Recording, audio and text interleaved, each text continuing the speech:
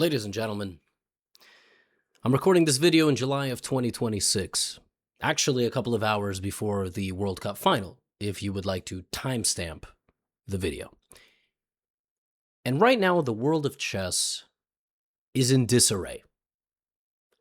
Nothing makes sense anymore. Everything is chaotic. Whatever we thought we knew about the game is getting thrown out the window. What am I talking about? Well, Magnus Carlsen has been the best player in the world for 15 years. He's a 20-time world champion, but he hasn't played for the Classical World Championship ever since he gave it up. And since then, we have a new world champion, and his name is Gukesh. And before that, it was Ding. Recently, though, Magnus's form has also dropped. We don't see Magnus play as much anymore. Just this year, Hikaru, who was really in the argument for a perennial number 2 in the world, only got 4th place in the Speed Chess Championship, didn't perform well in the candidates. But the real storyline is that the world champion of chess, Gukesh, since becoming the world champion, has lost almost 100 rating points. That's a bit of an exaggeration. It's more like 80. But it's shocking. And the world championship match is in 4 months, and he's going to take on Javahir Sandarov from Uzbekistan, who is top 5 in the world right now, who is like 60 rating points above the world champion.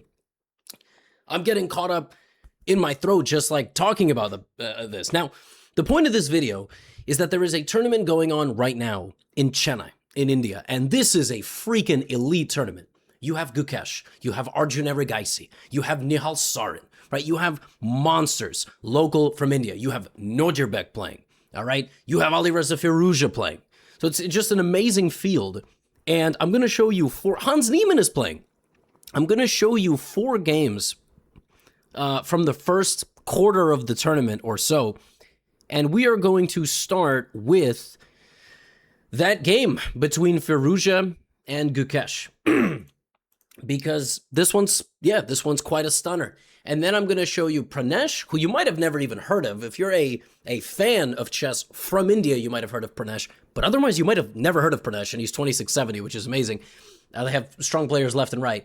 And then I will show you some Erigaisi games, and I will show you a game between Nodirbek. So, Alireza played e4. Hold on a minute. I think the sound is traveling into the speakers, and maybe it should travel into the headphones. There we go. We have peace clicks now. E4, E5. We have a Spanish, and Gukesh is in a very tricky situation. He's in a tricky situation because, first of all, the pressure on him over the last 2 years must have been immense. Now, he performed extremely well, unbelievably well, at the Olympiad in 2024 to help India win a gold medal, and also in the candidates tournament to then qualify for the World Championship, which was shaky, but he clutched it out at the end. That's not the only reason he's in a tricky spot. He's in a tricky spot because he needs to get classical level practice, but he needs to hide some of the openings that he wants to play in his match against Sandarov. So it's not really clear if he's playing openings later that he's not going to play. This is just the mainline Spanish, b5, bishop b3, and h3 and d3. In many ways, this h3 move... You know, black in a lot of these positions likes to play d5, but that's really only possible if white plays c3, and if h3, you can't really play d5 because you don't get, typical Marshall compensation. So we have bishop b7, d3, d6, and Alireza plays bishop d2, which is one of many lines, and you want to delay the movement of the knight to c3. You stop knight a5, which is a critical idea of the black position. You do not allow him to play knight a5, and you force him to play knight b8, which resembles the Breyer variation. Knight d8, knight d7, there's rook e8, bishop f8, and then black prepares an expansion in the middle. White can play a3, c4. There's a very, the Spanish is just a very rich opening. Now, what has gone wrong for Gukesh in his slump is that it seems like, I'm not going to comment on the chess of somebody 400 plus FIDE points above me, but it seems like, you lose a little bit of that edge. All right, you lose a little bit of that edge that made you invincible and untouchable when you were really powerful, and people sort of see the cracks in the armor and how to get to you. And at times you play too uncompromising of a chess match. You don't just want to settle for in for a long haul. So in this game, Alireza traded the pawns, and then he traded the rooks on the a file, and he went knight h4, looking to exploit the potential static weakness of the f5 square, where he would hit e7, and here Gukesh responded with pawn to g6. And, you know, Alireza clearly declaring some hostile intentions over here. The rook moves and now queen f3. Knight h4, bishop h6, queen f3. 3 moves played with a lot of energy, obviously putting some pressure on the position, but, you know, Gukesh just brings the bishop back. I'm kind of fascinated he spent 20 minutes on that move. I guess there were other options, like he probably was looking at d5, which, you know, is certainly a Gukesh type of move, but he chooses to play bishop f8, which is very reasonable. Alireza trades and plays queen e3. And now d5 is going to get a lot harder because the rook has stepped away, because there's, you know, b5 hanging in a lot of positions. And for that reason, Gukesh plays, you know, back to d8 with the queen. Alireza goes queen h6. And clearly, you know, if Alireza puts his knight on g5 and gets that knight over here, and maybe this rook, like, he'll have some nice attacking possibilities. But knight c5 is just there. Bishop a2. Well, white is just better. I mean, white is kind of pressuring here, but nothing too concrete yet. Black has an opportunity maybe to fight back. One other thing about Gukesh is he does get into time trouble. He is a thinker, which is fine because he plays a very cerebral game. But Firouzja is very fast.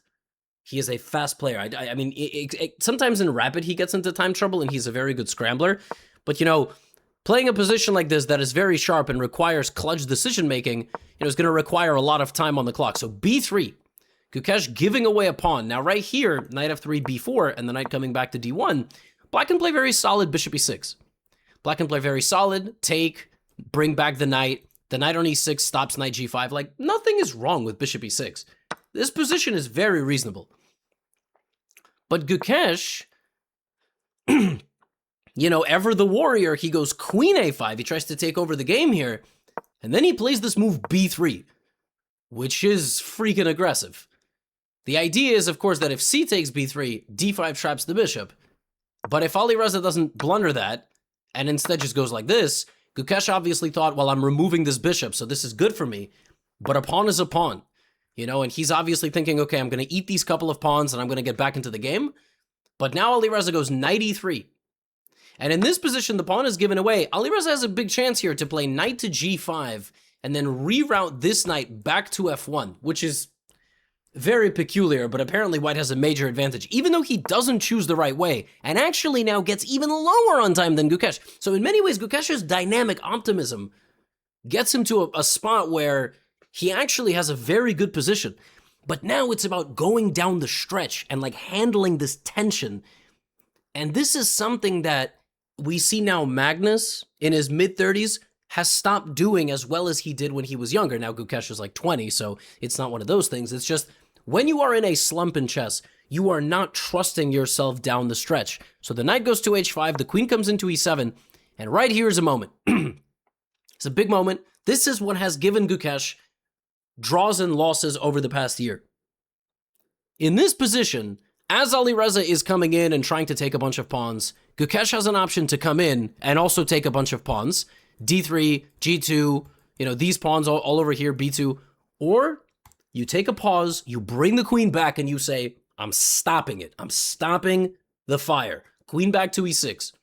Queen e6 is a very prudent move. And if the queen tries to escape, you can actually continue to try to trade the queens. And maybe you look at a position like this and you're like, wait a minute, my pawn on d6 is falling. Yeah, that very well could be true. You might need to play rook b8 and go for a counterplay like this. And this is not easy, because here it looks very bad and you have to play something like pawn to f6. It's speculative, like, but you have to calculate this out correctly. And there has been a moment in a lot of these games. All right, I jumped ahead. I double tapped on the refresh, but there has been a moment in a lot of these games where Gukesh goes forward. And this has cost him in the Grand Swiss, where I think he lost 3 or 4 games. But here against Alireza, you know, he gets the pawn and then he plays rook b1, and suddenly it's like, oh, now we're in a scramble with arguably the best scrambler in the world, and he's winning. And even though he doesn't convert this perfectly, rook a1, rook a8 would have been the move. 30 seconds on the clock. He goes knight c4, not the best move. Both guys are going to make a couple of inaccuracies down the stretch, but it's always Alireza who is playing for a win, because Black's king is weaker and his pawn structure is weaker. And ultimately, you know, Gukesh is a fighter. He's going to make things complicated and difficult, but Alireza, after, you know, a couple of chances in the time trouble, is going to get to an endgame where he just has an extra pawn and he's completely winning. Even this endgame is extremely tricky for Black. I know the computer is showing that it's equal, but it's so challenging here to get this deep in the game and still continue to hold on here. It looks impossible. It looks impossible. You're going to lose these pawns. You know, he comes over and this is now losing. Black had to go h6. That was the move. h5 is losing because, I don't know, some sequence of moves where, you know, the pawn was better placed on the h6 square, I suppose, in some positions. Because maybe if it's on h6, the king can't get to it. But in this case, the king can get to it. That's literally it. Gukesh needed the pawn on h6, and Alireza ultimately picks up the second pawn. A knight cannot stop two pawns. It can stop one pawn, but it cannot stop two pawns. And Firouzja beats Gukesh. And Gukesh made a couple of other draws, but I wanted to pull up something here. You know, before we proceed, I wanted to pull up this image that I saved on my desktop.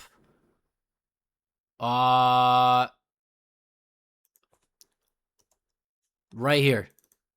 Check this out. So, Gukesh is now, I can't even fit the whole list. He is the oh my goodness. He is the 28th ranked in the world. 27th. And people this week were making a point that Erdomush, right above him, that is now the strongest junior in the world, under the age of 21, I guess, or under the age of 20. He's 27-16. Gukesh is 27-13, which is a wild number. He was almost 2,800 at some point, which is just mind-bending. 27-13. There's already a conversation. I don't think he's playing, he's only going to play the Olympiad. I don't think he's going to do poorly in the Olympiad. I think, you know, he did really well last time. He should be very confident. But, like, we're looking at a situation where if he loses 1 or 2 or 3 games, he's going to be below 2,700, which is wild. Now, he's going to come back. He's young. He was 2,800 nearly. He's going to be back. But the weight of the crown in chess, like, the crown is poisonous, man. The crown is thorny and is, you know, draining the person that is wearing it. Is it a thorny crown that you wear on your head in the world of chess? Like, it is absolutely brutal. He has drawn his other games, and to be fair, you know, Alireza Firouzja is on fire. He's playing Pranesh in this round. We have, you know, a Sveshnikov Sicilian, very vintage variation, played many, many times. In this game, this knight d5 move, which was played in the World Championship match between Fabiano Caruana and Magnus Carlsen, was surveyed.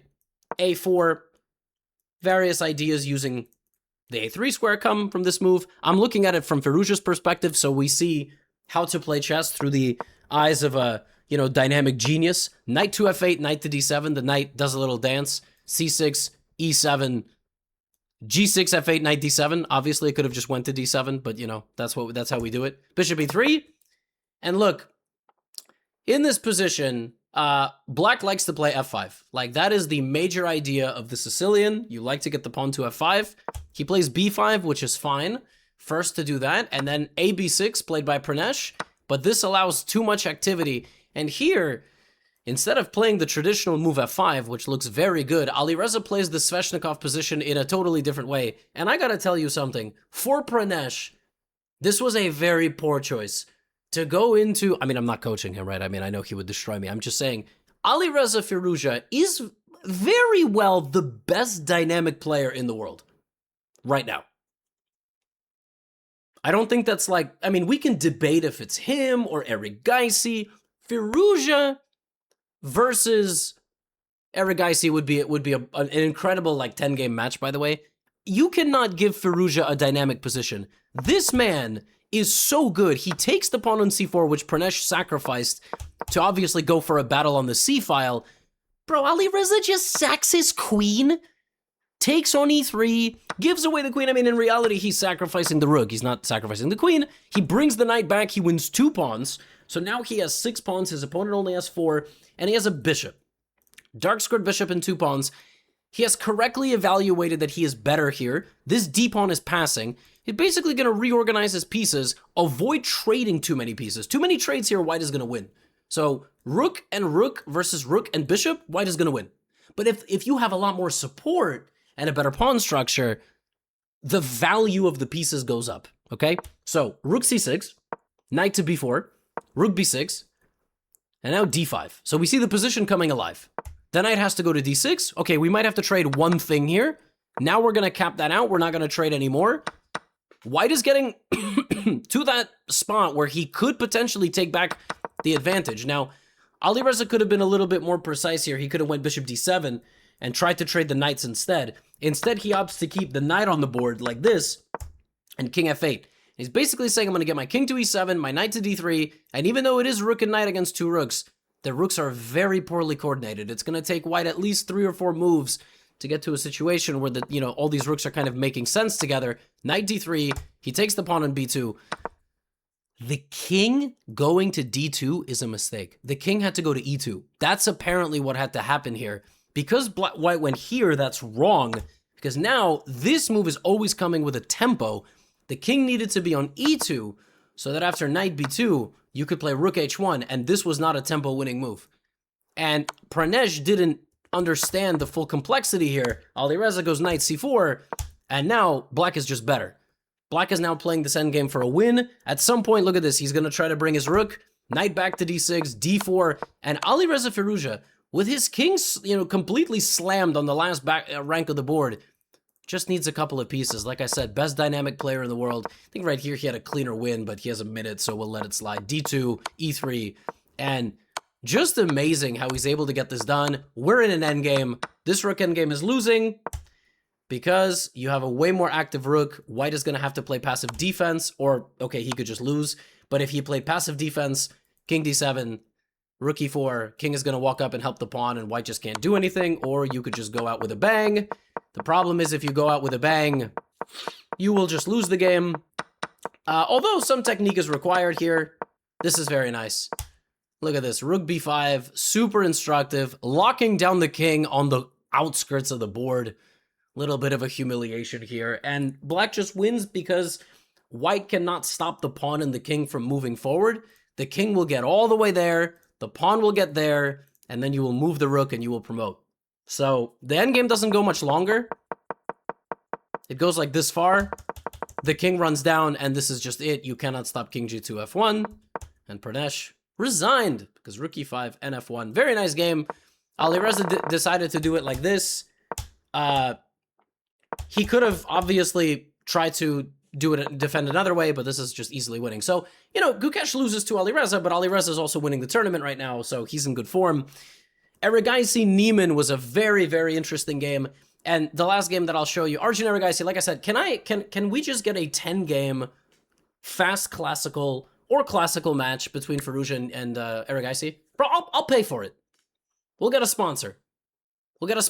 I'll cover their flights. Let's just fly them out. Let's make them play 10 classical games against each other. I mean, that would be a cinema. It would be 2 of your favorite anime protagonists or antagonists fighting it, as a side plot going on. Anyway, I can't wait for them to play in the tournament, by the way. Erigaisi versus Hans Niemann. Hans is always interesting to watch because, first of all, people hate Hans Niemann. They want to see him lose. And every sport needs a heel. That's number 1.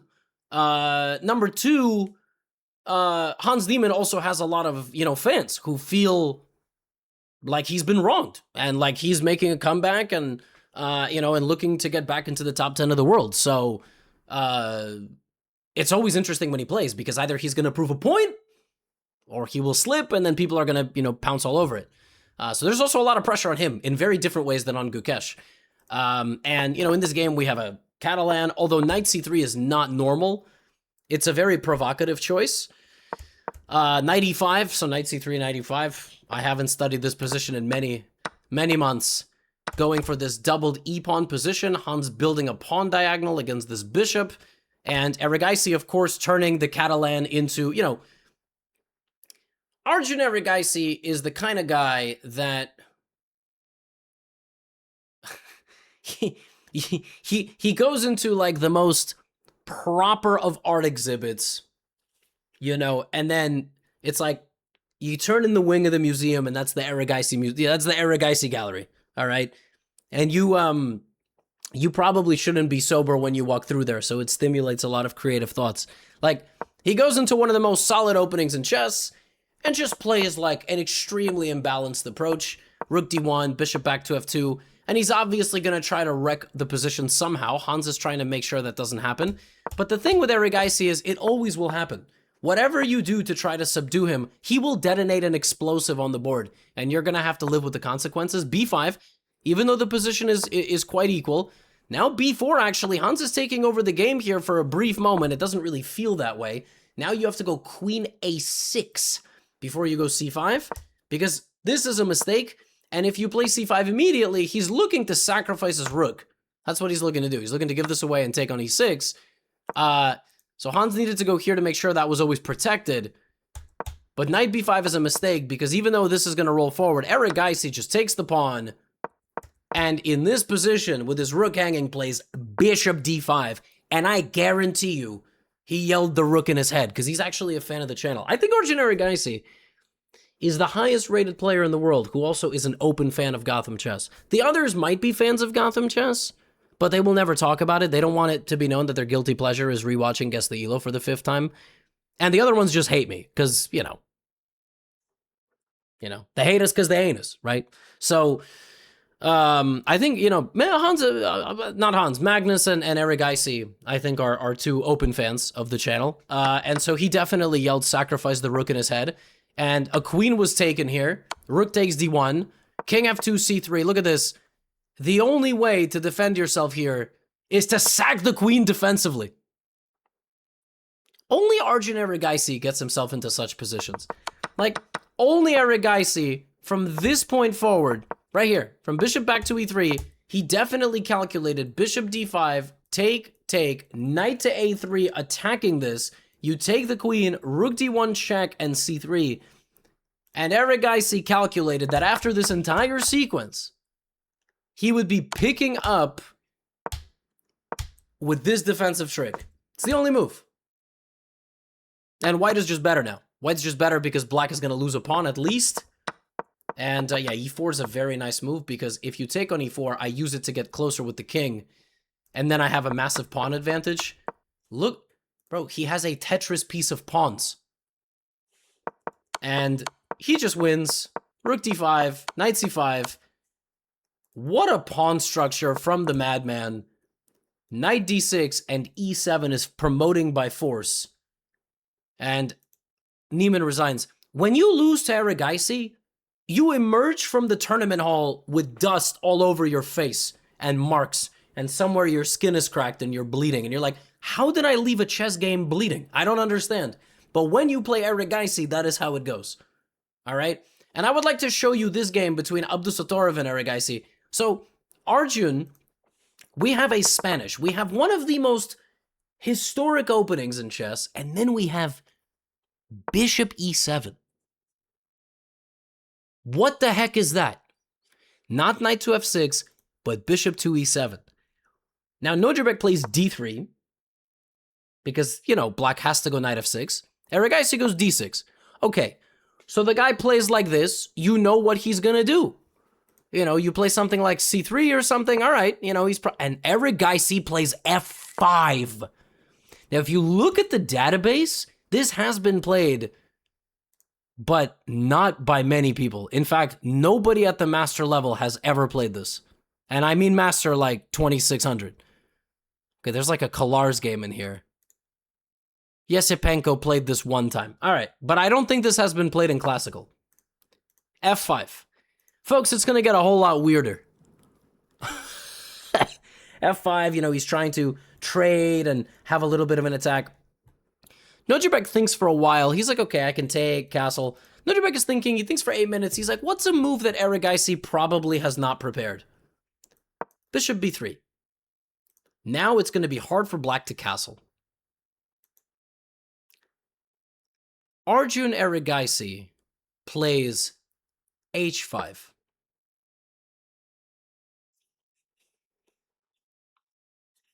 What? What? Now, I think probably h5 has to be played if castles happens. I would imagine there are some positions you can play h5. Probably you have to be a little careful. Maybe when the bishop takes its eye off of this, h5 becomes more possible. Maybe knight d2, h5. I don't know. Maybe g5. But the crazy thing is, h5 is literally a move.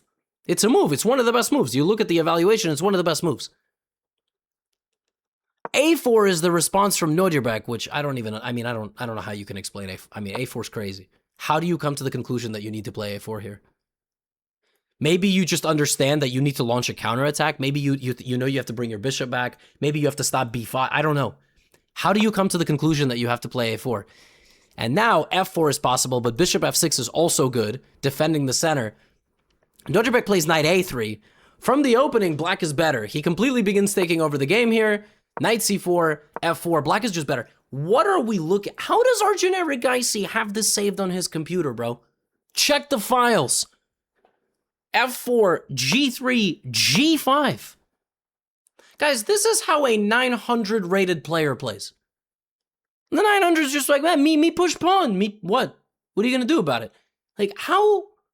This is -1. Arjun Erigaisi has a much better position in 11 moves as black against a 2770 rated player. What the, like, now here's the problem. The way Arjun plays, this is too spicy. It's too spicy. You know what happens when it's too spicy? You know, the day after isn't so great. Queen e2, Arjun gets as great of a position as he possibly can. But it's a very spicy position. Sometimes the way forward in these positions is very, very concrete. Nodirbek takes. He takes back. Long castle. And now black has to play the only move. And you can see it's above me. The only move is knight f7. You have to play knight f7 in this position. And then you need to bring this bishop back to h6, and then this queen to f6. And then probably you need to try to get the knight to g5 to put pressure like this. It's the only way. You play this move, suddenly a lot of your advantage is gone, which it's weird because this is a very natural move. Rook df1 from Nodirbek. He's going to bring all his pieces back to support himself. Rook f7. He takes. Takes, knight back to e3. He's looking to trade some pieces. Arjun plays the best move. Nodirbek plays the best move to defend the knight. And rook f6. But the problem is that now white is just going to slowly get out of this position. Knight a5. Bishop d5 is a little bit of counterplay. You don't really want to go c6 because then you can't bring your knight back. And we see why this was so helpful in the beginning. You know, Nodirbek is maybe considering a counterattack on that side of the board. Rook f8, knight g5. You need one lunatic to match the energy of another lunatic. Here are two lunatics playing. Knight back to e7. And suddenly, all the advantage is gone. And if anybody's better, it's the guy with the white pieces. But it's equal. And ultimately, all the dynamics peter out. It's an insanely complicated game that ends with a perpetual check. Or at least, the winning of both bishops. Queen e1. And the game ends with the most obscure perpetual check ever. Like, you can't even consider taking on f7 because you might get mated with queen c5, but it's a draw. What is this? How can I show these games to people? I don't know what I'm supposed to say. I show you these games and then I basically tell you not to do it. Anyway, Alireza Firouzja is in the lead after 4 rounds. There's only been 3. There's only been 3 decisive games, and I showed them to you.